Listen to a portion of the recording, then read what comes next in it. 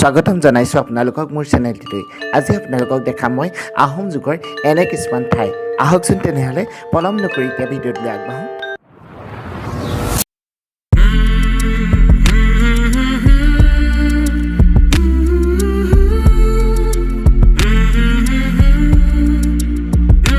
অকল মই য'ত আছোঁ বৰ্তমান এইটোৱে হ'ল মাছখোৱা গড়। এই গড় নিৰ্মাণ কৰিছিল জয়ধ্বজ সিঙে। অতীজত এই গড়ৰ নাম আছিল মাছখোৱা গড়। বৰ্তমান এইটো 37 নং ৰাষ্ট্ৰীয় ঘাইপথ হ'ল আৰু কাষতে এটা আটক ধুনীয়া সুন্দৰ পুখুৰী আছে, নেওগোহাঁই পুখুৰী। 1631 চনত অভয়াপুৰীয়া নেওগোহাঁই সেই পুখুৰীটো খন্দুৱাইছিল। আৰু মাছখোৱা গড় গৰিয়াগড়ৰ পৰা জাজিলৈকে বিস্তৃত হৈ আছে চাৰিং অঞ্চলৰ ই এক ইতিহাসৰ প্ৰাণকেন্দ্ৰস্বৰূপ।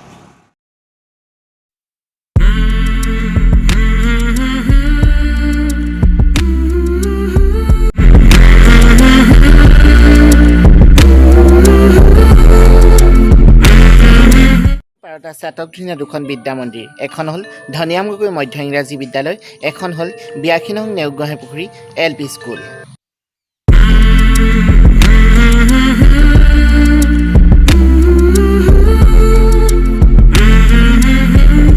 ৰাষ্ট্ৰীয় ঘাইপথত গাড়ী চলি আছে, আপোনালোকে দেখিছে। মই আপোনালোকক লৈ যাবলৈ বিচাৰিছোঁ এখন পথাৰলৈ, যিখন আহোম ৰজাৰ দিনৰ এখন পথাৰ, য'ত আহোম ৰজাসকলে খেতি কৰিছিল। চাই ভাল পাব, ব'লকচোন সেই পথাৰখনলৈ আগবাঢ়োঁ।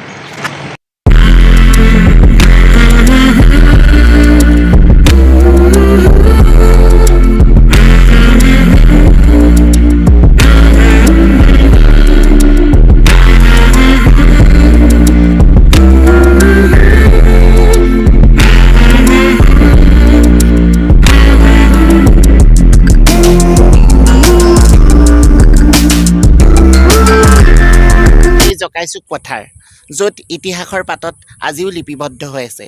এই জকাইচুক পথাৰত আছিল 18টা পুখুৰী, কালক্ৰমত সি কৃষিভূমিলৈ পৰিণত হ'ল, আছিল 15টা মৈদাম।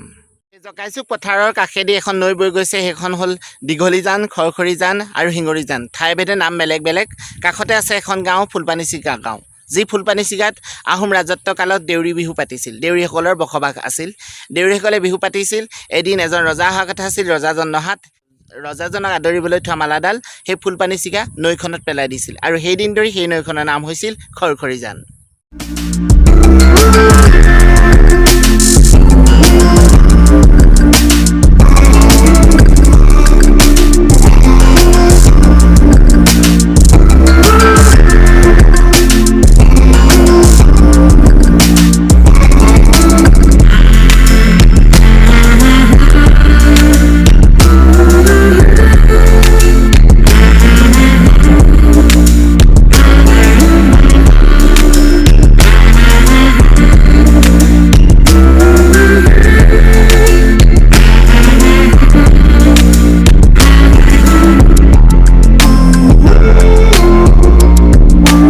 হ'ল জকাইচুক পথাৰ, আৰু এই জকাইচুক পথাৰত আপোনালোকক মই ক'বলৈ লৈ জকাই মানে হ'ল বনাঞ্চল আৰু চুক মানে হ'ল চুবুৰী। এই জকাইচুক পথাৰ আহোম যুগৰ বহুত ইতিহাস লুকাই আছে।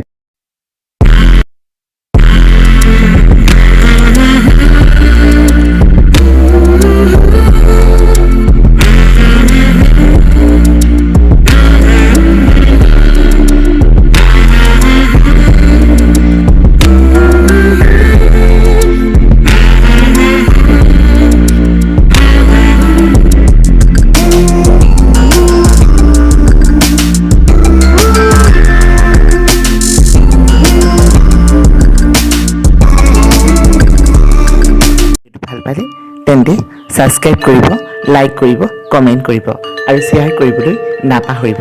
তেনেহ'লে আজিলৈ আহোঁ, বাই বাই।